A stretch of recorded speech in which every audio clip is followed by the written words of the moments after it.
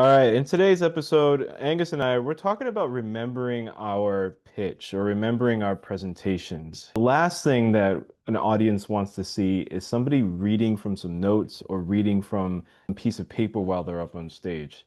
So we're going to give you some practical tips on how to actually remember what you're going to say once you get on stage. So Angus, as a public speaking coach, what are some of the things that you advise your clients when it comes to remembering either their lines or their speech when they get on stage? Yeah, so everyone is really focused on memorization, but what I like to check for is understanding.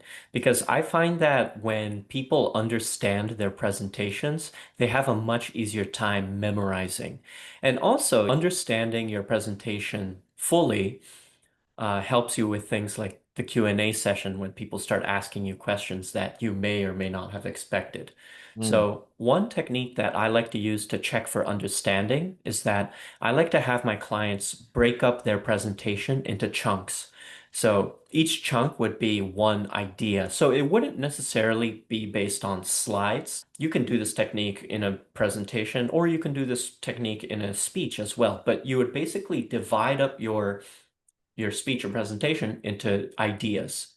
And what I would do is I'd ask you to explain that idea to me without using your script, just improving it and just tell me what it's about. The people that struggle with memorization, when they do this exercise, they usually trip over their words and they start going on tangents or they start thinking about their ideas in circles and they can't give a very clear upfront answer. But the people that have no problem with memorization, they can give a very clear upfront answer for each idea. So that's how, when you go in circles and when you go on tangents and you're not sure about what the idea is that you're talking about, that means that you don't really understand the content of your presentation. And so we would work from there. it's a really great point. Sometimes when you're doing a presentation about a topic and you've done some research on it, maybe you didn't know about that research before you did it, and it's kind of fresh in your mind, but it's not something you've Mm, internalized yet, and you just remembered those things. Then it could be mm. difficult, like you said, when there's questions at the end, or when they're maybe forgot some of the lines and they need to add on to it or make connections with their content. That could be very And challenging. I just want to add one more thing, especially when you have a short timeline. So, for example, you might have a sudden speech or presentation that you need to do in a week, right? Most people panic and then they just go straight to memorization. But I think that actually hurts them. I think, especially if you have a short time frame for preparation, I think you need to go to the understanding part first because understanding your presentation will help you with improvisation as well. Yeah. So if you forget your lines on stage, you can always improv it. Well, this is even more important for startup founders when they have to remember their numbers, especially in an investor pitch. If you don't know your Mm. numbers, you've already lost the pitch there. You've already lost the audience. So, yeah, it's very important to really understand the content before you get up on stage so you look like an expert and you can be up there more confidently. That's a really great tip. What I usually teach, the people that I coach is what's called the memory palace technique. Now, this sounds like some crazy, fluffy type of word, but it's actually really brilliant. So, our brains are super complex. There are multiple different inputs that we get every single day. We have five different senses. But when we remember things, we just usually only remember one thing, visual memory, right? But if you're able to include visual, smell, which is the strongest sense tied to memory, touch and feel, sounds, and you incorporate that with your pitch, or your presentation, then you'll remember it more. So I'll explain how it works and maybe we can run through an example together. So Hmm. with the memory palace technique, you really want to deeply visualize a place that you know well. This could be your home, this could be your office, this could be, somewhere that you go all the time. Now, you need to really visualize, and what's usually good with this is actually closing your eyes and visualizing yourself walking through that place. You could see, as you open the door, you maybe see a mirror, or you see a door, or you see maybe some artwork that you're very familiar with. If there's sounds in the background, maybe you have some sort of white noise in the background playing, or some background music, or somebody's cooking in the other room, you're remembering that. The smell of your air freshener or maybe your stinky shoes or something like that as you enter the doorway, right? Now, when you have all those different senses working with you, then you associate the beginning of your speech with that area. So this could be your hook, this could be your introduction to your presentation. This is what you associate with that first entering the door. Now, as you walk through your home or as you walk through the place that you're very familiar with, then you associate different sights, sounds, smells with the other parts of your speech. And you do that, and you go around, maybe making a loop until you exit the building. And that once you exit the building, then that is your conclusion or the end of your speech. And this is great because you can actually go to that place and as you're walking through, you're going through and practicing your speech. And if you incorporate movement along with all the other sensory inputs with what you're trying to remember, it really cements it in your mind. This is a really great tool for speeches and also presentations, but mainly something without visual aids, where you're Mm. doing a presentation or a pitch and you don't have the opportunity to put a visual aid together, it can be a really powerful tool. Especially if you have lines that you are unfamiliar with, Hmm. it's great to associate them with something that you are familiar with so that there's this comfortability with what you're saying. And another point that I really liked was you said how movement kind of Hmm. sparks the memory, but we Hmm. can talk about how maybe movement can help you with memorization or movement can help you with um, Well, like kind of that understanding as well, right? Well, absolutely. Body language. If you're not Mm, incorporating body language into your presentations, then you're already making a critical error because 55% of the meaning of your communication is done through body language. Your body mm, could also be used for remembering your speech. So if you, mm. for example, you have some large number or something like that, you can, and Hmm. it's like, let's say 55,000, you can do 55,000 as that Mm, as your body language for that. Or if mm, you're talking about something really large, this can help you remember to talk about that part in your speech. Or if you're mm, talking about a rise in, I don't know, whatever, mm, inflation or something, using this will help you, kinetically remember what you need to talk about. So, mm. yeah, that's another way to do it. But also, when you're on stage and you're doing the memory palace technique, you can maybe plan out a route that helps you remember it as well.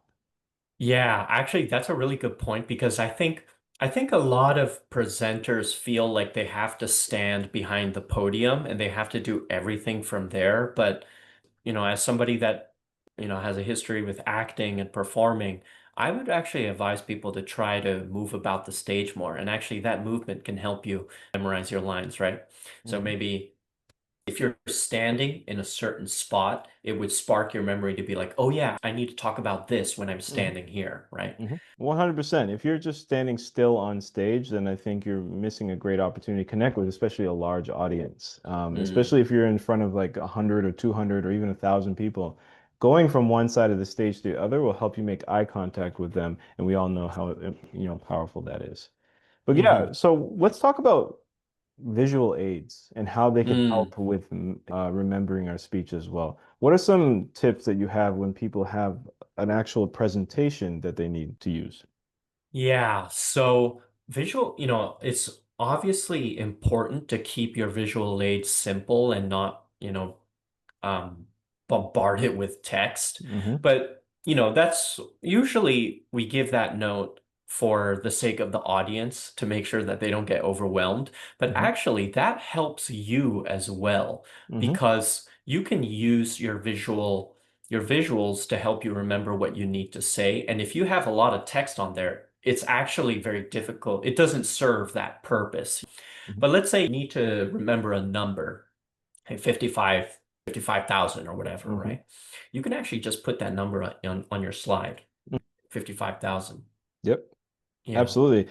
And yeah, you don't have to explain everything underneath it with a bunch of text and everything. Just having that, especially large numbers, I feel like any number that's over a million or a billion really stands out to people. So when you have Mm, like a really big number, putting just that number on the slide can be very powerful as well. Especially hmm if you're in a startup pitch or a presentation and you're talking about the impact that that number has. Um, mm, you bring up a really good point about visual aids and making associations. So Mm, humans really remember things very clearly when we can associate something with it, right? mm, So I actually did this in my last presentation workshop last year where we went through an exercise, okay? In this exercise, I had everyone close their eyes and really imagine their childhood home. Really get a clear mental image of your childhood home. Really imagine that, okay? Next, what I want you to imagine is the color pink. Really deeply see if you can imagine the color pink, okay? The next one, I want you to visualize the definition of innovation. Really visualize that definition. Open your eyes. Which one was more difficult to visualize? To me, the most difficult one was the definition of innovation. Why? Because I think the color pink is something that I've seen a lot throughout my life, and Mhm. my childhood home is something that at a time in my life I would see every day. But the definition of innovation is not something I think about every day. No, exactly, right? So Uh-huh. the reason why is you're able to associate something with your past experience. So for example, Mm, with your childhood home, you probably remember where you were running around as a kid with maybe siblings or your parents, right? Or the mm, foods that your parents used to make, or your room, the feeling of being in your home, the sounds that were associated with it. With the mm, color pink, maybe you think of sakura, maybe you think of a pretty pink unicorn or something. I don't know, the dress of your favorite high school crush or something. These are associations that we make with those things. With the definition of innovation, it's an abstract concept. mm, So if you can't visualize it, imagine your audience. So it's better to make associations so that one, it's good for you to remember your content, but hmm also two, to connect with your audience. Your audience really needs to understand what you're saying, and just putting a text definition on there mm. is not helpful. Actually, I thought of the Barbie movie when you Oh, there said you the go. color pink. Yeah. So, Very yeah, pink, yeah, it's fresh in exactly. my mind. There you go, exactly. So all these things, like with associations, I think really help us with remembering our pitch and our presentations. But is there Mhm. anything else that we haven't talked about that you think we should talk about with regards to memory?